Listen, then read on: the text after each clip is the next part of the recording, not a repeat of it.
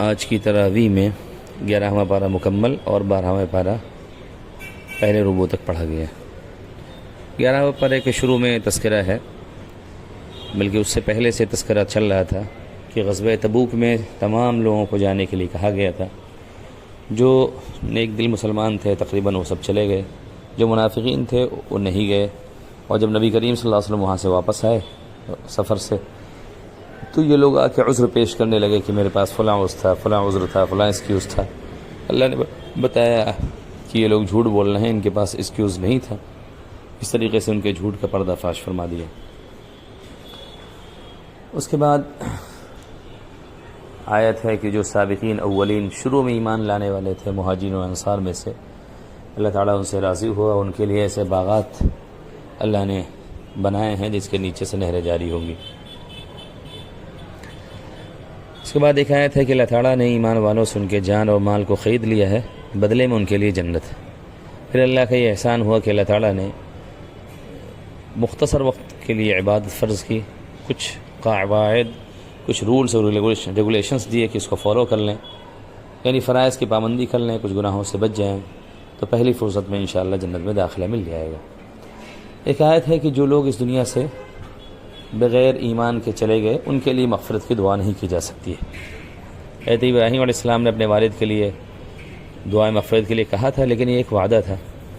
پھر جب بات واضح ہو گئی تو انہوں نے اپنے اس وعدے کو پورا نہیں کیا، یعنی ان کے لیے مغفرت کی دعا نہیں کی. غزوہ تبوک میں عام طور سے تو صحابہ چلے گئے، اس میں سے 10 صحابہ تھے جو نیک دل تھے لیکن وہ جا نہیں سکے، جس میں سے 7 صحابہ نے اپنے آپ کو مسجد کے ستون سے باندھ لیا. ان کی توبہ تو فوراً ہو گئی. 3 صحابہ تھے اور کعب بن مالک رضی اللہ عنہ، ہلال بن امیہ رضی اللہ عنہ، مرارہ بن ربیع رضی اللہ عنہ. یہ تینوں لوگ جا نہیں سکے تھے اور ان کے پاس کوئی عذر نہیں تھا. کعب بن مالک رضی اللہ عنہ بیان فرماتے ہیں کہ اس زمانے میں میرے پاس جتنے پیسے تھے پہلے کبھی نہیں تھے، تو میں سوچتا تھا کہ تیاری کر کے نکل جاؤں گا. یہاں تک کہ ہوتے ہوتے قافلے کی روانگی کا وقت آ گیا. پھر قافلہ نکل گیا. میں نے سوچا کہ اچھی سواری لوں گا، گھوڑے لے لوں گا، اور چونکہ قافلہ دھیرے دھیرے چلتا ہے اس لیے جلدی سے میں اس کو پا لوں گا. لیکن پھر اس میں ٹال مٹول ہوتی نہیں، یہاں تک کہ قافلہ دور نکل گیا اور اب وہاں سے قافلے سے ملنے کا سوال نہیں پیدا ہوتا تھا. پھر نبی کریم صلی اللہ علیہ وسلم سفر میں گئے، واپس آنے لگے. حضرت کعب رضی اللہ عنہ کہتے ہیں میرے دل میں بھی خیال آیا کہ میں کچھ جھوٹ بول کر ایکسکیوز کر لوں. پھر میں نے سوچا کہ جھوٹ بولنے سے کیا فائدہ. چنانچہ جب نبی کریم صلی اللہ علیہ وسلم آئے تو انہوں نے بتا دیا صاف صاف کہ میرے پاس کوئی عذر نہیں تھا، میں جا نہیں سکا. چنانچہ یہ جو تینوں صحابہ تھے ان تینوں سے بائیکاٹ کر دیا گیا، یعنی ان سے کوئی بات چیت نہیں کرے گا، کچھ بھی نہیں کرے گا ان کے ساتھ. اور 50 دن اسی حالت میں ان کے گزرے، یہاں تک کہ بڑی پریشانیوں کو انہیں سامنا کرنا پڑا. 50 دن کے بعد فجر کی نماز میں نبی کریم صلی اللہ علیہ وسلم نے صحابہ سے بتایا کہ وہ جو تینوں صحابہ ہیں ان کی توبہ قبول ہو گئی ہے. چنانچہ کئی صحابہ مسجد سے نکلے کہ جا کے خوشخبری سنائیں. یہ بھی ایک چیز ہے کہ ہمیں اگر مسلمانوں کی خوشی سے، اپنے کسی مسلمان بھائی کی خوشی سے ہم خوش ہونا سیکھ لیں تو ہمارے پاس خوشی کے بہت سارے مواقع ہو جائیں گے. بہرحال کئی صحابہ نکلے. ایک صحابی تھوڑا کسی اوپر جگہ پر چڑھ کے انہوں نے وہیں سے آواز لگائی کہ حضرت کعب آپ کو بشارت ہو، یعنی گویا آپ کی توبہ قبول ہو گئی. بہرحال جب وہ صحابی قریب پہنچے ان کے تو حضرت کعب رضی اللہ عنہ نے اپنے بدن کے کپڑے تک دے دیے ان کو گفٹ. پھر وہی کپڑے گویا کہ عارتر مانگ کے پہن کر نبی کریم صلی اللہ علیہ وسلم کے پاس گئے. یار وہ کیا ایک طریقہ تھا کہ جب بھی کوئی خوشی کی کوئی خبر ان کے پاس لے کے آتا تو وہ کچھ اس کو گفٹ وغیرہ ضرور دیا کرتے تھے. آگے اللہ نے فرمایا کہ ایمان والو اللہ سے ڈرو، اللہ کا تقوی اختیار کرو اور سچے لوگوں کے ساتھ رہو. اس سے پتہ چلا کہ اگر کسی انسان کو تقوی پیدا کرنا ہے، نیک بننا ہے، تو نیک لوگوں کے ساتھ رہے، خود نیک بن جائے گا. صحبت صالح ترا صالح کند، صحبت طالح ترا طالح کند. کہ نیک لوگوں کی صحبت انسان تمہیں نیک بنا دے گی، بروں کی صحبت تمہیں برا بنا دے گی. ایک حدیث میں آپ نے فرمایا کہ انسان اپنے دوست کے دین پر ہوتا ہے، اسے دیکھ لینا چاہیے کہ وہ کس کے ساتھ دوستی کر رہا ہے. ایک مشہور حدیث ہے کہ 7 قسم کے لوگوں کو اللہ تعالیٰ قیامت پہ اسپیشل سایہ عرش کے نیچے عطا فرمائیں گے. اس میں سے 2 لوگ ایسے بھی ہیں، ایک کیٹیگری ایسی ہے کہ 2 آدمی جو صرف اللہ کے واسطے محبت کریں، اسی کے واسطے جمع ہوں، اسی کے واسطے الگ ہوتے ہوں. ایک حدیث میں ہے کہ 2 دوست آپس میں ملے بازار میں، کہنے لگے آؤ یہاں لوگ غافل ہیں، ہم تھوڑی دیر اللہ کو یاد کرتے ہیں، استغفار وغیرہ کرتے ہیں. تھوڑی دیر انہوں نے استغفار وغیرہ کیا، پھر الگ ہو گئے۔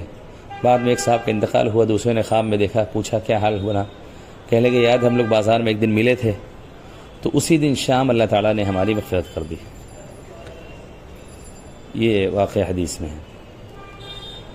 اس کے بعد نئی سورہ شروع ہوتی ہے، اس میں اللہ تعالیٰ فرماتے ہیں کہ جب انسان کو کوئی مصیبت پہنچتی ہے تو اللہ تعالیٰ کو لیٹے بیٹھے ہر طریقے سے یاد کرنے کی کوشش کرتا ہے، اور جب مصیبت دور ہو جاتی تو ایسا لگتا ہے گویا اس نے اللہ کو پکارا ہی نہیں ہے۔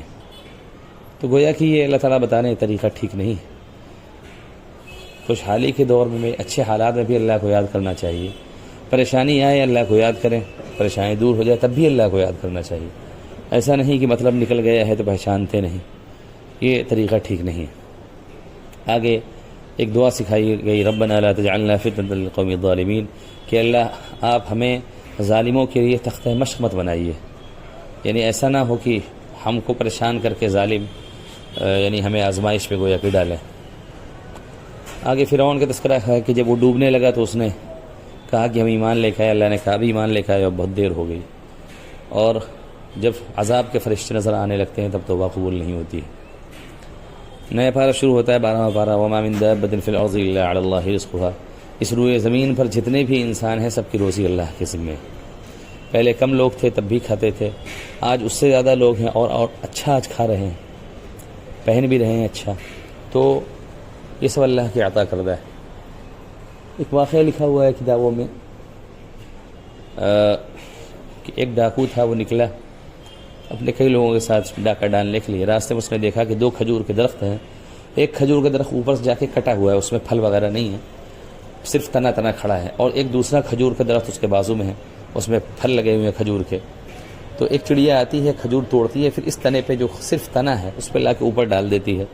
اس آدمی نے اوپر چڑھ کے دیکھا تو وہ جو تنا تھا صرف اس پہ ایک اندھا سانپ تھا، یہ چڑیا اس کے منہ میں لا کے کھجور ڈال دیتی ہے، وہ کھا لیتا ہے۔ حالانکہ سانپ اتنی چھوٹی چڑیا کو تو ویسے ہی کھا جاتا ہے، لیکن چونکہ وہ نابینا ہے اور اللہ تعالیٰ نے اسے کھانے کا انتظام کیا، تو ڈاکو نے سوچا کہ جب ایک سانپ کو اللہ تعالیٰ کھانا پرووائڈ کر دے رہا ہے تو ہمیں کیوں نہیں کرے گا، چنانچہ اس نے ڈاکہ ڈالنا چھوڑ دیا۔ آگے ایک آیت ہے کہ اگر یہ لوگ کہتے ہیں کہ نبی کریم صلی اللہ علیہ وسلم نے قرآن کریم فیبریکیٹ کر لیا، گھڑ لیا ہے، تو 10 صورتیں بنا کر پیش کر دیں۔ ظاہر ہے وہ ان سے ہو نہیں سکا، کہ وہ جگہ ہے کہ ایک صورت ہی پیش کر دیں، اور اللہ نے فرمایا کہ اگر تم نہ کر سکو تو پھر ڈرو ایسی آگ سے جس کے ایندھن اور جلنے والی چیز انسان و پتھر ہوں گے۔ آگے یہ تذکرہ ہے نوح علیہ السلام کا، اللہ تعالیٰ نے ان سے کہا کشتی بنائیے، جب کشتی میں لوگ سوار ہو گئے ایمان والے تو زمین سے پانی نکلنا شروع ہو گیا، آسمان سے پانی برسنا شروع ہو گیا۔ نوح علیہ السلام کا بیٹا جو ایمان نہیں لایا تھا، نوح علیہ السلام نے اس سے کہا ایمان لے کے آؤ، کشتی میں سوار ہو جاؤ۔ اس نے کہا کہ ہم پہاڑ پر جائیں گے اور بچ جائیں گے۔